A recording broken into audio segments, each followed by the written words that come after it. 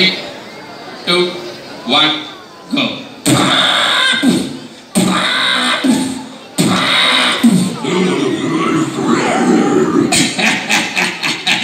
கையில சரியான ப்ராப்பர்ட்டியும் இல்லாம ப்ராப்பரான கான்செப்டும் இல்லாம வெரைட்டில அடிக்க போறேன்னு சொன்னப்ப இந்த ஒட்டுமொத்த அண்ணாணி சொல்லி அவன்டா இந்த லூசு பசங்கன்னு பார்த்துச்சு. ஆனா அவங்களுக்கு தெரியாது நாங்க ஸ்பாட்டர்ஸ் வஷம்பிள்.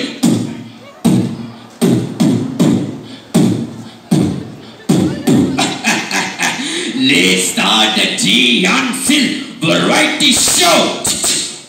Okay, வணக்கம் அண்ணன் ஸ்ரீ மகள்ஸ். ஓகே, அண்ணன் பற்றி சொல்லியே அவங்க எப்படி ஃபர்ஸ்ட் ஸ்டார்ட் முன்னாடி பார்த்தீங்கன்னா வருஷத்துல கலெக்ஷனை பயங்கரமா அல்றது 3 தாங்க. ஒன்று நம்ம தலைவர் படம், ரெண்டாவது தலத்தளபதி படம், மூணாவது அண்ணன் சிட்டி ரீவேர்ஷன் படம். அது மட்டும் சும்மா 500 கோடி 1000 கோடி கலெக்ஷன் அள்ளி எடுத்துட்டு போய்கிட்டே இருக்கும். அந்த மாதிரி பிரம்மாண்டமா கலத்தாங்க இருக்கு. ஓகே, நம்ம முதல்ல பார்க்க போற பல்ஸ் வை நீச்சல் பார்த்தீங்கன்னா ஒரு படம் எடுக்கிறது எவ்வளவு கஷ்டம் தெரியுமா? அது நம்ம அண்ணன் அட்லியே நடிக்கிறது ரொம்பவே கஷ்டங்க. ஏன்னா அவரு மட்டும்தான் சும்மா ஒவ்வொரு சீனையும் பார்த்து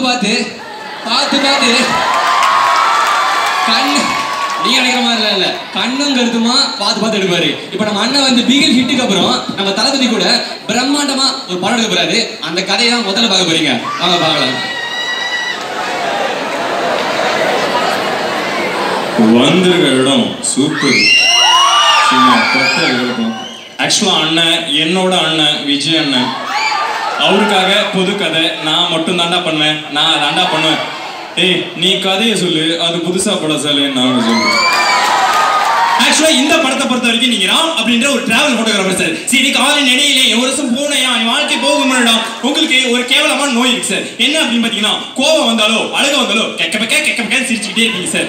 ஏன் அப்படின்னு பாத்தீங்கன்னா உங்களுக்கு ஒரு பாஸ் லைஃப் இருக்கு சார். அந்த பாஸ் லைஃப்ல நீங்க ஒரு சம்பவம் பண்ணிட்டு காட்டுக்குள்ள உட்காந்து முயல் பார்பிக்யூ சாப்பிட்டுருக்கீங்க சார். இதை பார்த்து உங்க அப்பா சிவசாமி போடா சோத்து மட்டும் பையிலே அப்படின்னு சொல்லிட்டு தொழுகிலே பழுக்குன்னு வச்சு துரத்தி விட்டுறாரு சார். அப்படி நீங்க போயிட்டு இருக்கும்போது உங்க பள்ளி பருவ காலையிலேயே பாக்குறீங்க சார். அவர் சார் ஜானு சூப்பரா பாட்டு பாடுவார் சார். ஜானு எம்எல்ஏ பாரு அப்படி கேக்குறீங்க சார். ஆனா அவ பாடுறா சார் தங்க கட்டினா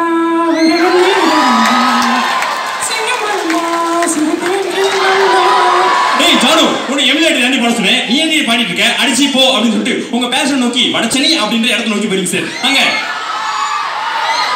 4 ரவுடி இருக்காங்க சார். அவங்க சார் குணா செந்தில் சேகர் ஜாவா. இவங்களுக்குலாம் தலைவன் தான் சார் நம்ம ராஜன் என்ன பண்றாருன்னா ஒரு நாள் ஒரு போலீஸோட மார் பாக்ஸ்ல எட்டி முட்டிட்டு தான் சொல்றாரு சார் டம்மா தூண்டு ஆங்கிறதாண்டா அவ்வளவு பெரிய கப்பலே நிறுத்துது அப்படி பிஜிஎம் போல அந்த 4 பேர் சேர்ந்து ராஜனே போட்டு தெரியல சார். அந்த இடத்துல புதுசா முளைச்சு வரதா சார் நம்ம அன்பு. ஐயா என்னடா அது ஒரே வயலன்ஸா போயிட்டு இருக்கே அப்படின்னு சொல்லிட்டு நீங்க போறீங்க சார். அந்த இடத்துல கருப்பி அப்படின்ற நாய்க்குட்டியை பிடிச்சி போய் நீங்க வளர்க்குறீங்க சார். அடி கருப்பி எடகரமே எம்பாதே நீ இல்லாத காட்டில் நான் எப்படிதான் திரிவேணும். இந்த கிறிஸ்தவர் சைக்கோ கொலகாரன் என்ன பண்ணிடுறான்னா உங்க நாய் எடுத்துட்டு போய் கொண்டுறான் சார். டன் டடன் டடன் டன் டன் டன் டன் டடன். ஏன்னா அவன் குருவிலாம் யாரோ செல்போன் வச்சு கொண்டு வராங்க சார். புள்ளினங்க உன் கீச்சொலிகள் ஏந்துகின்றேன். அப்புறம் அந்த பறவை ஆடாத்தமெல்லாம் ஒரு மனசுக்குள்ள போய் அந்த மனசு ஒரு பெரிய கருகா மாதிரி அந்த கழுகு பக்ஷரஜன மாதிரி பக்ஷரஜனுக்கு ஒரு 2.0 ஃபுட்பால் கிரவுண்ட்ல ஒரு ரோபோ ஃபைட் மாசா வைக்கிறோம் சார். பக்ஷரஜன் 2.0 பக்ஷரஜன் மாத்தி படிக்கும்போது பக்ஷரஜன் ஒரு நெருப்பு எடுத்து 2.0 வர சார். அந்த இடத்துல காப்பாற்ற வரதா சார் நம்ம டிராவல் போட்டோகிராஃபர் ராம். உடனே 2.0 சொல்றாரு சார். டேய் நீ டிராவல் போட்டோகிராஃபர் ராமலடா, நீ தான் என் புள்ள ஜித்து அப்படின்னு சொல்றாரு சார். அப்பா daddy where is my mummy அப்படின்னு கேட்கும்போது பல இத்து போன ஆண்டி காமிக்கிற சார். அந்த இத்து போன ஆண்டி யாருன்னு பாத்தீங்கன்னா அவங்க தான் சார் அவங்க பள்ளி பருவ கல்வி ஜானுன்னு கத்தி. டேய் அவ கத்தி இல்லடா, அவளாண்டா அவன் சித்தி. கண்ணின் மணி இதம் கேளம்மா. அந்த கவலையோட நீங்க கோவக்கார டாக்டரா அர்ஜுன் ரெட்டியா போறீங்க சார் ஆந்திராக்கு. அங்க சம்மந்தமே இல்லாம என்னென்னோ பண்ணிட்டு இருக்கீங்க சார். ஜூஸ் எடுத்து கோட்டை கலக்குறது, ஐஸ் எடுத்து அண்டர்வேர்ல விட்டுக்கிறது, இந்த மாதிரி கேவலமான வேலைகளை பாத்துறீங்க சார். ஆளு தெரியாது சிறுக்கைய காரணம் சுழுக்கிடுச்சான் அப்படின்ற மாதிரி முட்டை பொம்மா நடு சுட்டு குண்டிவே இந்த மாதிரி ஆடிட்டு இருக்கீங்க சார். உடனே உங்க அப்பா கால் பண்ணி கேக்குறீங்க சார் டாடி அப்படின்னு. அவர் சொல்றாரு சார் காப்பு முக்கியம் பேகல அப்படி சொல்றாரு சார். அந்த இடத்துல போற சார் இன்டர்வல்ல எல்லாருமே ஆடியன்ஸ் எல்லாம் பாப்கார்னையும் சமோசாவையும் நோக்கி போக நீங்க மட்டும் லேக்காவோட கழுத்தை நோக்கி போய்கிட்டு இருக்கீங்க சார். அப்படி போயிட்டே இருக்கும்போது உங்களுக்கு என்ன பண்றதுன்னே புரியல சார். அண்ணா ஒரு நிமிஷம்ண்ணா, கதை மறந்துருச்சுண்ணா, என்னென்ன பண்ணுது? அப்படியா, இரு, என் வீட்டுல ஒரு 10 CD இருக்கு, அதை வேணா எடுத்து போட்டு பாக்குறியா? இல்லண்ணா. ஆமா அண்ணா, எனக்கு டவுட்ண்ணா, நீங்க கடைசியா என்னடா படம் பாத்தீங்க? நான் பார்த்தது வந்து கடைசியா கோமாளி பார்த்தேன். புடிச்ச பாருங்கண்ணா. இப்படி நீங்க போயிட்டே இருக்கும்போது உங்களுக்கு ஒரு பெரிய ஆக்சிடென்ட் ஆயிருக்குண்ணா. நீங்க ஒரு 16 வருஷம் கோமாக்கு போயிருக்கீங்க. அப்ப எல்லாரும் கேட்கறாங்கண்ணா, உங்க ஹீரோ தோத்துறா, உங்க ஹீரோ அவ்வளவுதானா? உடனே அவங்க சொல்றாங்கன்னா, காயப்பட்ட சிங்கத்தோட மூச்சு காத்து அதோட கர்ஜனை விட பெருசா இருக்கும். அந்த இடத்துல ஒரு பீஜ போறோம்னா, தீரா தீரா மின்னல் வாழ் வீசும் கரிகாலா, தீரா தீரா மின்னல் வாழ் காட்டும் குறுகாலா. அதே கோபத்தோட பக்ஷராஜன் அழிக்கணும் போனீங்கன்னா, பக்ஷராஜன் நீங்கள் மாத்தி மாத்தி பாத்துட்டே இருக்கீங்க சார். என்ன பண்றதுன்னு தெரியாம உங்க பின்னர் இருக்க கன் எடுத்து அவன் நெத்தி போட்டுல வச்சு சொல்றீங்க சார், டேய் நான் டிராவல் போட்டோகிராஃபர் ராமு இல்ல, நான் ஜித்து இல்ல, நான் தான் இன்ஸ்பெக்டர் ரசூல் அப்படின்னு சொல்லிட்டு சொல்றீங்க சார். அந்த தோட்டா பாயுது பாயுது பாயுது பாயுது, என்னை நோக்கி பாயும் தோட்டா மாதிரி ஒரு 5-6 வருஷத்துக்கு மேல பாயுது சார். கடைசியில அது பட்டாசா மாதிரி புஸ்வானமா போயிடுது சார். அப்புறம் என்ன பண்றதுன்னு தெரியாம கோவத்துல இருக்கீங்க சார். உங்க கால இருக்கு ஒத்த செருப்பு, அதுவும் சைஸ் நம்பர் 7 அவனை பலர் பலர் பலர் பலர் பலர் பலர் அடிக்கிறீங்க சார். அந்த அவமானம் தாங்க முடியாம உங்க நோக்கி ஓடி வரான் ஓடி வரான் ஓடி வரான் ஓடி வரான். நீங்க கீழே குனிஞ்சு 5 கூழாங்கல் எடுத்து கையில மாட்டிக்கிட்டு ஒரு சொடக்கப்பட்டு சொல்றீங்க சார், நான் தான் அயன் மேன் அப்படின்னு. அங்க இடத்துல எல்லா விபூதியா மாறிடுறாங்க சார். அங்க போறோம் சார் என் பிலிம் பை ஆட்லின்னு. ஆமா, இந்த கதைக்கு பேர் என்ன? இந்த கதையோட பேர் என்னன்னு பாத்தீங்கன்னா, பரியரும் மாசச்சன் 2.0 செக்க சவந்த சென்னையில் என் கேப் அப்படின்னு முடிக்கணும். இவ்வளவுதானா? வேற ஏதாவது இருக்கா? இது மட்டும் இல்லைன்னா உங்களுக்கு ஆடியோ லான்ச்ல ஒரு டைலாக் கிடைச்சிருக்கேன். எங்க சொல்லு பாப்போம். என் நெஞ்சில் குடியிருக்கும். அது ஏன் டைலாக்டா? ஏண்டா காப்பி அடிக்கணும் அடிக்கிற ஒரு நியாயம் வேணுமா? போட நாயே. தேங்க்யூ அன்பா. வேற ஒரு நாள் கதை அந்த கதையை பிடிச்சிருந்தா எல்லாருக்கும். அப்ப இந்த படமும் கண்டிப்பா பிளாக் பஸ்டர் தானே? பிளாக் பஸ்டரா இல்லையா? ஓகே. ஆனா அந்த படத்துல மிகப்பெரிய ட்விஸ்ட் பிலிம் பை ஆட்லி அனுப்பப்படாது இல்லைங்களா, அதுதான் அந்த படத்துல மிகப்பெரிய ட்விஸ்ட். ஓகேங்க, இதெல்லாம் பார்த்து முடிச்சாச்சு. அடுத்த பாத்தீங்கன்னா பாத்தோம்னா இது என்ன மாசம்? பிப்ரவரி மாசம் வந்துட்டாலே இந்த கப்புள்ஸ் தாங்கவே முடியாதுங்க. சும்மா ஹாப்பி கிஸ்ட் சாக்லேட் வேலண்டைன் போட்டு நம்மள நொண்டி உயிரே எடுத்துருவாங்க. ஆனா வேலண்டைன்ஸ்னாலே காதல் அன்புன்ற வார்த்தைக்கு நீங்க டிக்ஷனரியில பார்த்தா கூட அதுல இருக்க ஒரே வார்த்தை அம்மா மட்டும்தாங்க இருக்கும்.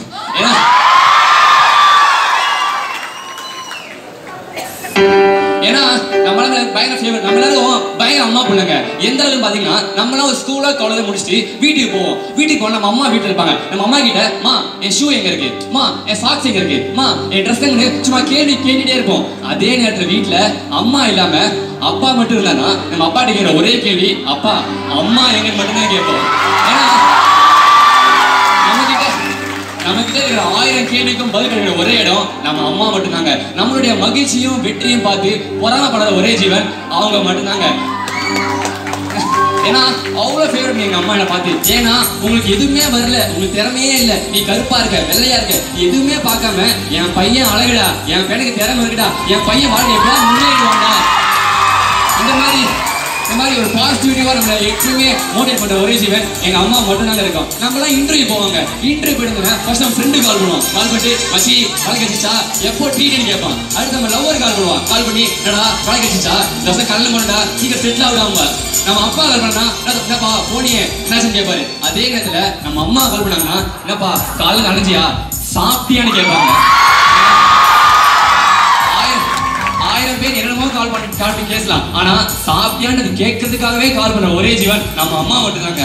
ஸோ இந்த மாதிரி ஒரு பாசம் இருக்கிற ஒரே ஜீவன் நம்ம அம்மா மட்டும் தாங்க இருக்கு. நம்ம எல்லாருமே இப்ப வளர்ந்துட்டோம், பிஸி ஆயிட்டோம், நம்ம அம்மாவோட பேசுறதே இல்லை. ஆனா இங்க இருந்து நம்ம அப்படியே பின்னாடி ஃபிளாஷ்பேக் போனீங்கன்னா நம்ம எல்லாருக்கும் அம்மாவோட பயங்கர சைல்ட்ஹுட் மெமரிஸ் இருக்கும். என்ன மெமரிஸ் பாத்தீங்கன்னா எப்பயுமே சண்டே நாளை வீட்டை ஸ்பெஷலா இருக்கும். வீட்டுல எல்லாரும் ஒன்னா இருப்பாங்க, ஃபன்னா போயிட்டு இருக்கோம், சன் டிவியை புது படம் போட்டுருப்பாங்க, பார்த்து ஜாலியா இருக்கும். நம்ம அம்மா வந்து நமக்காகவே அன்னைக்காக நமக்கு எது பிடிக்குமோ அதை வேணும்னே அதை செய்வாங்க, நம்ம செய்வாங்க. நம்மளுக்கு கூட ஹெல்ப் பண்ணிட்டு அம்மா கிட்ட மா செஞ்சிட்டீங்களாமா மா செஞ்சிட்டமான்னு சும்மா கேட்டுட்டே இருப்போம். அந்த மெமரிஸ்லாம் இன்னும் என் மனசுக்குள்ள அப்படியே இருக்குங்க. அது மட்டும் இல்லாம நம்மளாம் இப்ப ஸ்கூல் படிக்கும் போது நம்ம அம்மா தான் ஸ்கூல்ல வீட்டுக்கு கூட்டு வருவாங்க. அந்த ஸ்கூல்ல வீட்டுக்கு கூட்ட சின்ன கேப்ல நம்ம அம்மா கிட்ட அன்னைக்கு காலையில இருந்து ஈவினிங் ஸ்கூல்ல என்னெல்லாம் ஆச்சு மா எங்க மேம் அப்படி பாருங்கம்மா மா எங்க மேம் அப்படி சொன்னாங்க. அந்த சின்ன கேப்ல என் ஒட்டுமொத்த சந்தோஷமும் பகிர்ற ஒரே ஜீவன் எங்க அம்மா மட்டும் தாங்க இருக்கும். ஸோ அது மட்டும் இல்லாம இப்பெல்லாம் பார்த்து வச்சோங்க டெக்னாலஜி டெவலப் ஆயிடுச்சு. நம்ம அம்மா வந்து ஸ்மார்ட் போன்ஸ் வாங்கியிருப்பாங்க. அது யூஸ் பண்ண கஷ்டமா இருக்கும். நம்ம கேட்பாங்க, தம்பி யூஸ் பண்ண கஷ்டமா இருக்குப்பா, எப்படிப்பா யூஸ் பண்ண கேட்பாங்க. நம்ம சொல்லி கொடுத்துருவோம். அவங்க மறந்துடுவாங்க, மறுபடியும் கேட்பாங்க, நம்ம மறுபடியும் சொல்லி கொடுத்துருவோம். நம்ம மறுபடியும் கேட்பாங்க, நம்ம என்ன பண்ணுவோம், காணல சும்மா தான் வேலையா நம்ம கேட்கறதுக்கு போமா சொல்லிடுவோம். ஆனா ஒரு 10 வருஷம் அப்படியே பிளான் பண்ணிங்கன்னா நமக்கு ஒரு ஸ்பூனை எடுத்து எப்படி சாப்பிடணும்னு சொல்லி கொடுத்துட்டு நம்ம அம்மா இருப்பாங்க. அந்த அளவுக்கு அப்படிங்கிற கேள்வியை ஒரு 1000 வாட்டி கேட்டாலும் நம்ம அம்மா முகம் சுளிக்காம சொல்லி கொடுத்துருப்பாங்க. ஏன்னா நம்ம அம்மா வந்து எனக்கு தெரிஞ்ச விட எப்படி அதிகமா தெரியணும், என்னை விட இப்ப சந்தோஷமா நினைக்கிற ஒரே ஜீவன் நம்மளுடைய அம்மா மட்டும் தாங்க இருக்கும். இப்போ நம்ம வீட்டில் வச்சுக்கோங்களா, நம்ம வீட்டுல 5 பேர் இருக்கோம். புதுசாக வராங்க, வரும்போது 4 கேக் வாங்கிட்டு வராங்க. அப்ப என்ன பண்ணுவோம், ஒன்னு இருக்காது இல்லையே யோசிச்சு இருக்கோம். அப்ப டக்குன்னு நம்ம அம்மாவோட ஒரே வார்த்தை, தம்பி எனக்கு கேக் பிடிக்காது, நீங்க சாப்பிடுங்கப்பா. இந்த மாதிரி இதான் இது ரொம்ப சின்ன மேட்டர் தெரியும். ஆனா சின்ன சின்ன இதுல இருந்து அவங்க வாழ்க்கையை நமக்காக பயணம் தியாகம் பண்ணிருக்காங்க. கடைசியா சொல்றது ஒன்னே ஒண்ணுதாங்க, தூக்கத்தில் உன்னை நினைப்பவள் உன் காதலி, ஆனால் தூங்காமல் உன்னை நினைப்பவள் உன் தாய்.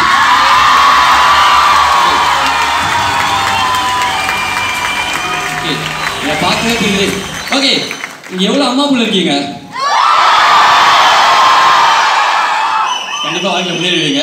ஓகே, நம்ம இதெல்லாம் பார்த்து முடிச்சாச்சுங்க. எல்லாம் வாழ்க்கை தெரிஞ்சது. நம்ம ஃபேமிலி மேட்டர், நம்ம வீட்டை பத்தி பார்க்குறோம். அடுத்து நம்ம நாட்டை பத்தி தான் பார்க்க போறோம். வாங்க பார்க்கலாம்.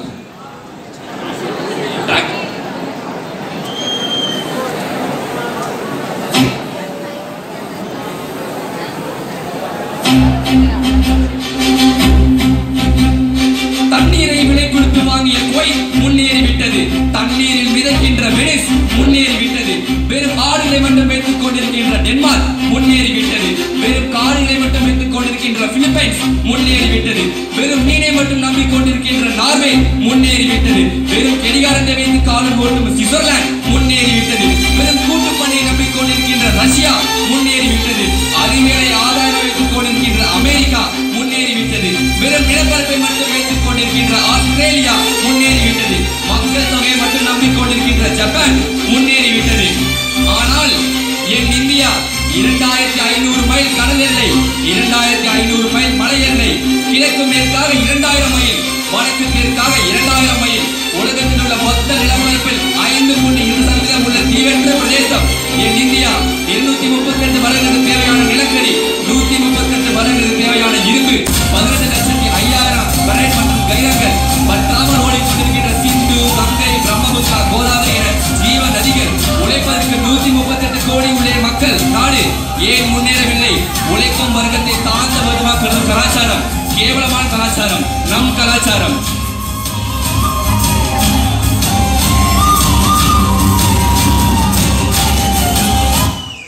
இதுதான் மிகப்பெரிய கேள்வி. ஒரு இவ்வளவு வளங்கள் உள்ள நாடு ஏன் முன்னேறல? மற்ற நாட்டுலாம் ஒரு பிரச்சனை வந்தா அதுக்கு தீர்வு அதுக்கு பதிலா இருக்கும். ஆனா நம்ம நாட்டில் மட்டும்தான் ஒரு பிரச்சனைக்கு பதில் இன்னொரு பிரச்சனையா மட்டும்தான் இருக்கு. சோ இவ்வளவு பிரச்சனைகள் போயிட்டு நாட்டுல இதெல்லாம் ஏன்னு கேட்டா அவன் சொல்லுவான் அவன் சரியில்லம்மா, இவனை கேட்டா அவன் சரியில்லம்மா, அவனை கேட்டா சொசைட்டி சரியில்லம்மா. ஆனா யாரும் புரிஞ்சுக்க மாட்டாங்க. நம்ம தான் இந்த சொசைட்டி, நாம மாறினாதான் இது எல்லாம் மாறுன்னு யாருக்குமே புரிய மாட்டேங்குது. சோ இந்த பிரச்சனைலாம் மாத்தணும்னா நம்ம ஒண்ணு பண்ணா போதுங்க, கேள்வி கேட்கணும். ஏன்னா கேட்டா மட்டும்தான் இங்க பதில் கிடைக்கும். அதெல்லாம் சொல்றது, ஹே நீ யாரா, என் உரிமை பறிக்க யாரா நீ, போராடுறா உன் உரிமைக்காக போராடுறா.